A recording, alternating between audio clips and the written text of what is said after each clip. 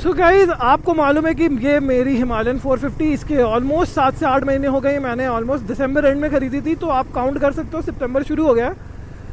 और आज का जो 1 सितंबर का डे है वो मेरे लिए थोड़ा स्पेशल भी है, क्योंकि आज ही 2019 में मैंने कॉन्टिनेंटल GT खरीदी थी, जो मेरे पास आज भी अभी भी है। So guys welcome back to our channel gentleman and motorcycles. आज एक्चुअली मैं जा रहा हूँ अपनी बाइक की सेकेंड सर्विस के लिए बाइक को देने। और तो ऑनेस्टली बताऊँ तो मेरी बाइक ना बहुत ज़्यादा चली नहीं है। मेरे पास मेरी GT है और RR3 है ना, उसको भी मैं ड्राइव करता हूँ, प्लस मोस्टली मैं ट्रैवल करता रहता हूँ, तो कार से भी ट्रैवल कर लेता हूँ। But because it's been more than 7 months, तो मुझे सर्विस पे देनी है। सो इस वीडियो को मैं एक व्लॉग की तरह शूट कर रहा हूँ, बिकॉज ऐसे खड़े होकर शूट करने का मेरे पास मार्जिन था नहीं।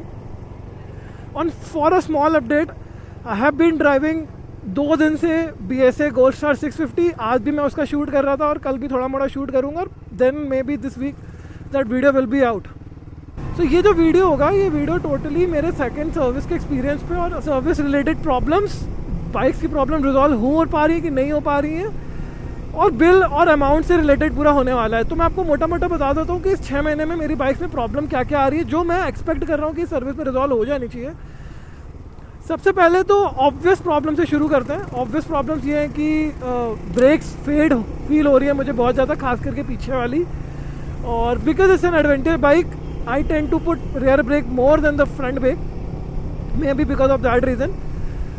सेकेंड इशू मुझे फील हो रहा है कि थोड़ा सा मुझे इंजन हेड के आसपास से कहीं से वाइब्रेशंस की नॉइज़ आती है। वाइब्रेशन नहीं आते, वाइब्रेशन की नॉइज़ आती है, तो वो मुझे कंप्लेन करनी है। उसके अलावा मेरे आगे और पीछे दोनों ही स्पोक व्हील्स हैं, तो स्पोक व्हील्स के अलाइनमेंट आउट हो गए हैं। और क्यों है? क्योंकि भाई मैंने इसको जेन्युइनली ऑफ रोड में बहुत गंदा थ्रैश किया। मैं इसको सिटी में भी बहुत अब्यूजिव चलाता हूँ, गड्ढों के ऊपर चलाता हूँ। तो like this I have spoken to them, तो वो लोग कह रहे हैं कि ये अलाइनमेंट का issue they will get resolve, they will fix it. उसके अलावा तो कोई मेजर इशू नहीं है। हाँ, मेरा हैंडल बार का अलाइनमेंट अभी भी ठीक नहीं हुआ, 7 महीने हो चुके हैं। तो again I will say to them, hopefully they will fix it. और उसके अलावा मेरी बाइक में कूलेंट काफ़ी ड्रॉप हो गया, आई डोंट नो वाई। मतलब ऑलमोस्ट 50% के आसपास कूलेंट बचा है। सो वो मैंने उनको बोला था, मैं लास्ट वीक भी जाने वाला था, बट दे टोल्ड मी कि उनके पास कूलेंट नहीं है। और ये टू एंड फ्रो ऑलमोस्ट 1 महीने से चल रहा है कि उनके पास कूलेंट ही नहीं होता। तो मैं उनको बाइक डालना तभी चाहता हूँ जब उनके पास सारे पार्ट्स अवेलेबल हो। तो now I think they have the coolant. इसके अलावा रॉयल एनफील्ड का एक फ्री में कुछ पार्ट रिप्लेस होना है, which is a part of a recall.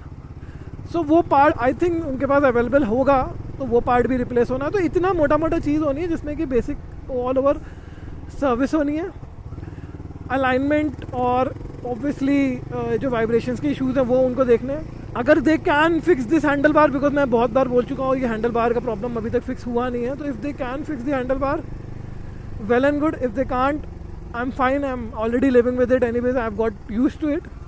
But problem actually ये होती है ना कि जैसे मैं आज आपको बता रहा हूँ कि मैं ना 2 दिन से गोल्ड स्टार 650 चला रहा हूँ। तो क्या होता है कि जब मैं बाइक स्विच करता हूँ, अभी जैसे मैं गोल्ड स्टार से जब मैं इसको अभी इमीडिएटली स्विच किया होता है ना, आई कैन फील कि यार हैंडल डिफरेंट है, या फिर वो दूसरी बाइक का हैंडल मुझे डिफरेंट लगता है, because alignment is not there.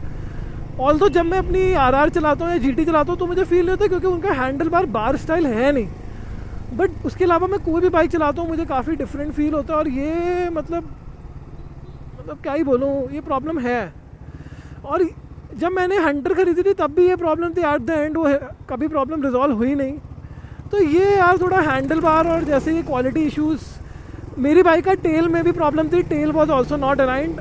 जब फाइबर पार्ट था वो उन्होंने रिप्लेस कर दिया, नॉट इज़ फाइन। बट ये रॉयल एनफील्ड का क्वालिटी चेक इश्यूज़ है। उसके अलावा मैं एक चीज़ और मैं उनसे फॉलो अप करूँगा। Again every time I go there I ask कब एक्सेसरीज़ आएंगी। और मैं बता देता हूँ कौन सी एक्सेसरीज़ की मैं बात कर रहा हूँ। मैं कंपनी के नकल गार्ड्स डलाना चाहता हूँ।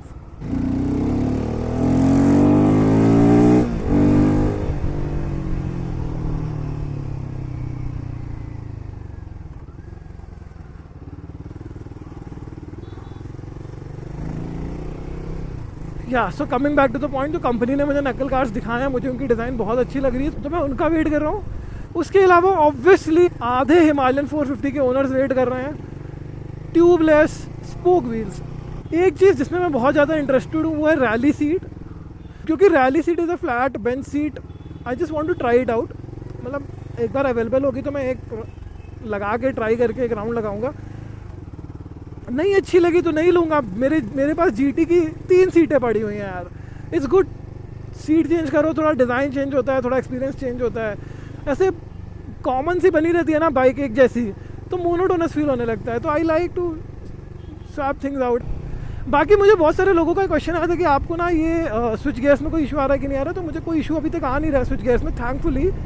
And the only thing I feel I am doing better than other is कि मैं इसको हमेशा शेडेड एरिया में पार्क किया हूँ, हमेशा, every time the bike is parked on the centre stand. और मेरे पास रॉयल एनफील्ड का ही OEM रेन कवर है और मैं बाइक को उसी में ही रखता हूँ, और वो रेन कवर भी वाटर प्रूफ है। तो फर्स्ट ऑफ ऑल ह्यूमिडिटी नहीं है यहाँ पे बैंगलोर में एकदम भी, मतलब मुंबई या कोस्टल सिटी लेवल की तो एकदम ही नहीं है। उतनी गर्मी भी नहीं पड़ी है जितनी नॉर्थ इंडिया में पड़ी है, और बारिश से भी बच के रहा है ये पूरा टाइम, तो शायद वो एक डिफरेंस होगा। ऑल तो मैंने इसको बहुत ही ज़्यादा एक्सट्रीम रेंज में चलाया है, but I think maybe that might be the difference. So guys चलिए सर्विस सेंटर पहुँचते हैं और मैं आपको अपडेट करता हूँ। आज here comes the service center, all dirty, all messed up. अभी सर्विस में धुल भी जाएगी, so that is the only reason I did not wash it, because I knew I had to give it for service. Actually में problem ये आ रही है मुझे कि मुझे ना इस एरिया में कहीं पे ना वाइब्रेशन फील हो रहा है, कोई नट लूज़ हो सकता है, कुछ भी हो सकता है, तो वो मुझे चेक कराना है। सो गाइस अभी सर्विस के लिए डाल दिया है बाइक को, 1 या 2 दिन के लिए बाय बाय बोल दिया है। थैंकफुली जो पार्ट्स मुझे चाहिए थे वो अवेलेबल हैं, और let's see, I think 1 or 2 days लगेगा। Meanwhile I will go inside and enquire about the accessories and they will come. ये वीडियो कल कंटिन्यू रखूंगा जब मैं बाइक को डिलीवरी लेने आऊँगा, then I will update you कितना खर्चा है और कैसे क्या प्रॉब्लम रिजॉल्व हुई है। Several days later.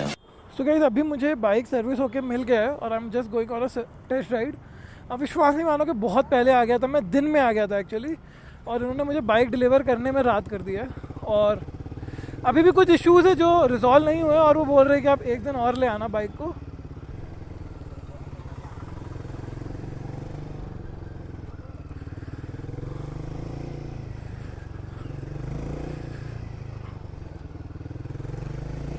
मैं सच बताऊँ ना, रॉयल एनफील्ड का ये सीन है कि आप सर्विस पे डालोगे ना, शायद आपकी प्रॉब्लम सॉल्व ना हो, जो प्रॉब्लम्स आपने रिपोर्ट करी हैं, बट आप कुछ ना कुछ नई प्रॉब्लम ज़रूर लेके आओगे।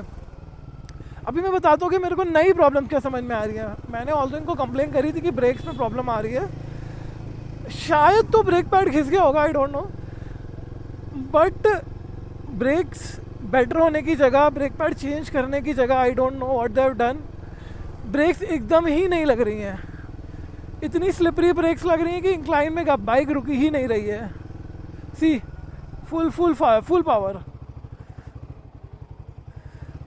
एंड जो पीछे की नंबर प्लेट की लाइट है वो भी नहीं जल रही है सही से, और मुझे हैंडल बार के अलाइनमेंट में फिर से इशू आ रहा है। वही है ना कि कुछ नई प्रॉब्लम लेके आप ज़रूर वापस जाओगे। सो गाइस मैं आपको दिखाता हूँ बैक लाइट में क्या इशू आ रहा है। जस्ट सी, देखा, कभी इट विल बी वर्किंग, कभी it won't be working. So ऐसा ही है भाई सीन। और I don't know what they have done is, bike गिरी है क्या है, मेरी दोनों तरफ की लाइट्स का अलाइनमेंट चेंज हो गया है। सो गाइस बाइक ना सर्विस होकर मिल गया है और मेरा सेकंड सर्विस हो गया है। अब मैं आपको ये बता देता हूँ ब्रीफ में कि क्या क्या हुआ है, मैं क्या क्या एक्सपेक्ट कर रहा था और क्या क्या प्रॉब्लम्स आई हैं एज अ सर्विस। सबसे पहले तो यार मैं ये बता देता हूँ कि यार बहुत रात हो गई, मैं बहुत टाइम पे आया था और इतना टाइम उन्होंने लगा दिया कि इतनी रात हो गई है। अब मुझे ये नहीं पता कि कितना अच्छा और कितना ब्राइट ये वीडियो बन रहा होगा। मैं बताता हूँ कि प्रॉब्लम्स में मुझे एक प्रॉब्लम ये आ रही थी कि मेरे आगे वाले और पीछे वाले व्हील्स में से किसी एक व्हील का अलाइनमेंट आउट हो गया था।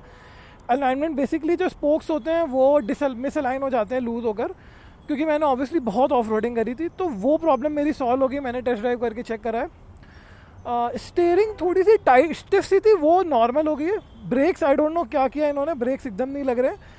दे हैव टोल्ड मी कि आप 10 किलोमीटर ड्राइव करिए, उसके बाद नॉर्मल हो जाएगा। उसके अलावा पीछे नंबर प्लेट की लाइट कभी जल रही है कभी नहीं जल रही, जो मैं आपको ऑलरेडी बता चुका हूँ। उसके अलावा मेरी इनसे मेन एक इशू ये भी था कि इनको कूलेंट चेंज करना है। सो वो कूलेंट इनके पास स्टॉक में नहीं है और अभी भी वो टॉपअप नहीं कर पाए हैं।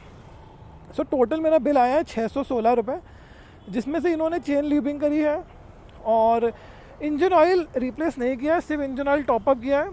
और मैं चाहता भी नहीं था कि इंजन ऑयल रिप्लेस करें, क्योंकि मैं इसमें लिक्विमोली का फुल्ली सिंथेटिक ऑयल डालूंगा, तो मैं नहीं चाहता था कि ये लोग अपना ऑयल डालें। तो फिलहाल के लिए इन्होंने टॉपअप किया, मैं 100-200 किलोमीटर्स में इसको लिक्विमोली पे शिफ्ट हो जाऊँगा।